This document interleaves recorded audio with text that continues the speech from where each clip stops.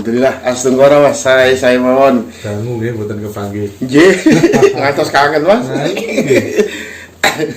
Sibuk ten pundi mawon Pak Joko?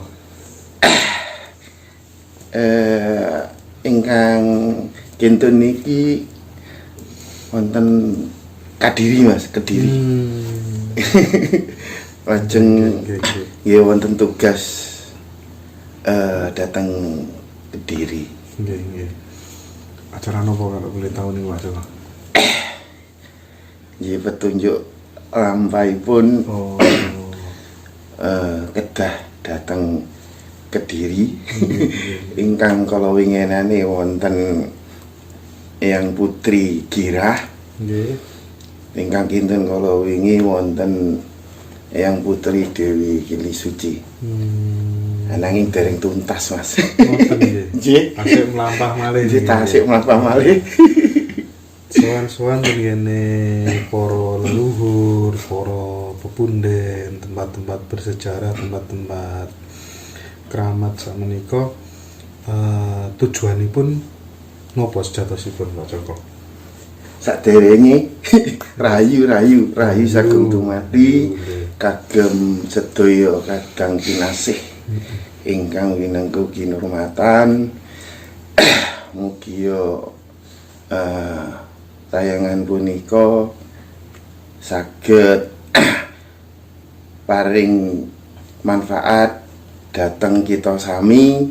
Mugi tansah mangge bagya mulya kang sinedya, rahayu kang tansah tinemu, basuki langgeng ingkang kaesti. Nggih Mas Indra. Kala wingi ingkang kula trami menika lelapat menika estunipun menggali potensi dalam jati diri kita. Lajeng di luar ABCDZ-nya itu bila kula trami secara pribadi nggih menika perjalanan gesang kula anggene nggayuh kamulyan gesang wonten ing alam nyata punika Mas.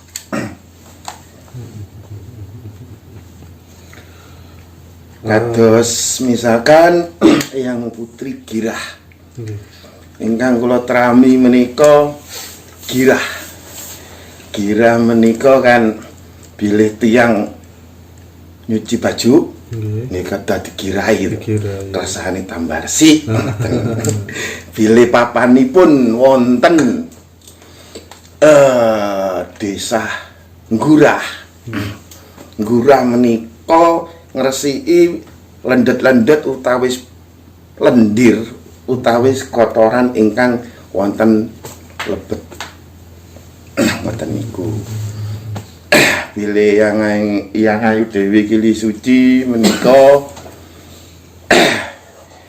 Kili menika kan saged nah nggih to dikeleni dados mirengaken tansah mirengaken kabecikan sejatosipun lah nyanjangaken suci kan terlalu jauh.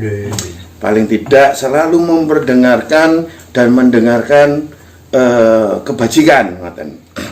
Bilih malih Kili menika kan ngapunten itu dados langkung sae menika tiyang niku bilih ngucap ngomong niku nggih ngomong kebenaran ngoten Mas.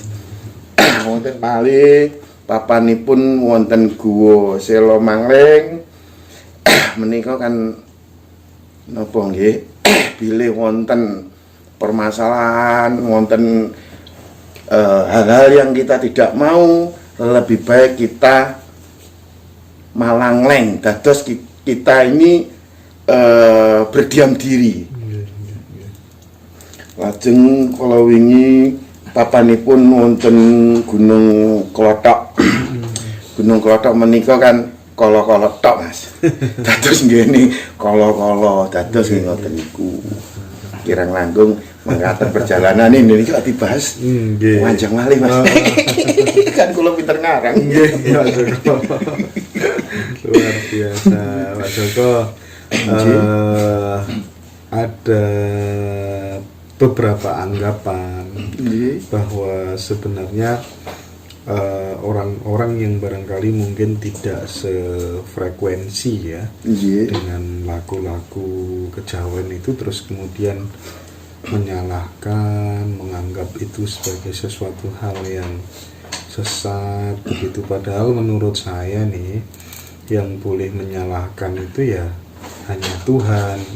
Manusia itu ya sama-sama berusaha, benar enggaknya yang menentukan nanti yang Maha Kuasa gitu. Dipun panjenengan menyikapi kados mekaten. Nggih, leres Mas. Nggih karanten pripun nggih? Sederek menika ingkang mastani ngoten niku yang menjudge bahwa kejawen itu dalam tanda petik sesat. Karena mereka itu tidak terjun di dalamnya Mas. Jadi hanya menurut sudut pandang mereka sendiri, dan itu pun sebenarnya mereka juga nggak salah. Tetapi paling tidak jangan menjudge. Kalau sebenarnya mereka nanti ini terjun di dalamnya dan mengikuti lelaku kejawen, itu sebetulnya sangat luar biasa Mas. Karena di dalam kejawen tadi itu kan boleh dikata ajaran leluhur yang sangat adiluhung. Sebetulnya kan sekarang ini, generasi sekarang ini yang para lelaku kejawen itu kan nguri-nguri melestarikan, membudayakan ajaran leluhur, bahwa leluhur kita itu sangat luar biasa pada masanya. Beliau sesepuh bini sepuh itu pada saat dia berhubungan dengan Sang Maha Pencipta. Dan kalau memang benar-benar mau jalani sendiri, bukan katanya, jadi dijalani sendiri, kemudian dalam tiap perjalanannya tadi diresapi, dihayati, dipahami, mengandung makna-makna yang sangat luar biasa.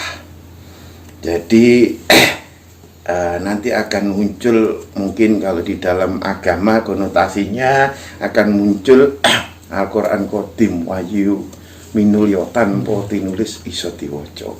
Sebetulnya begitu Mas. Seperti di depan tadi sudah saya bicarakan bahwa sebetulnya seperti yang Putri Girah, konotasinya terserah apa beliau di sana calon arang, pelaku ilmu hitam, atau dia melakukan menjalankan tantra dari Durga.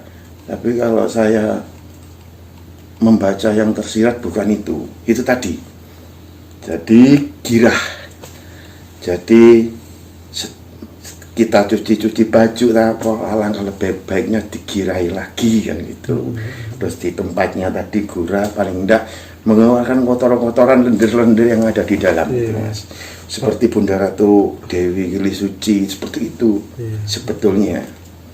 Pak Joko, sebenarnya di agama apa saja itu kan menghendaki setiap pemeluknya untuk tidak memelihara sifat-sifat kebencian kepada sesama. Jadi yang ditanamkan adalah cinta kasih terhadap sesama. Nah, pertanyaan saya, bagaimana supaya hati kita bisa berlatih atau terbebas dari kebencian itu kepada sesama, itu seperti apa caranya, Pak Joko? Caranya, Mas, paling tidak jangan pernah membuat batasan dan jangan pernah membatasi, jangan pernah membeda-bedakan apapun itu. Kemudian kita harus selalu positive thinking. Karena apa? Memang di semua agama itu kan nilainya, dasarnya itu kan cinta kasih. Ada lagi kan pada saat kita melatih itu, paling tidak kita harus mempunyai suatu niatan fastabiqul khairat atau kebajikan. Jadi kita selalu di dalam hati kita berniatan kebajikan. Kemudian pola pikir kita harus dari semua sudut pandang, Mas. Dari semua keilmuan, pengetahuan, paling tidak kita tahu gitu. Misalkan itu tidak sama dengan apa yang kita mau, kita kehendaki atau kita pikirkan, jangan pernah sekali-kali menjudge, menghakimi bahwa yang lain itu salah. Jadi kembali lagi, kalau di dalam kejawen tadi itu, di ajaran leluhur kita itu kan selalu ini, Mas, selalu menggali potensi dalam diri kita.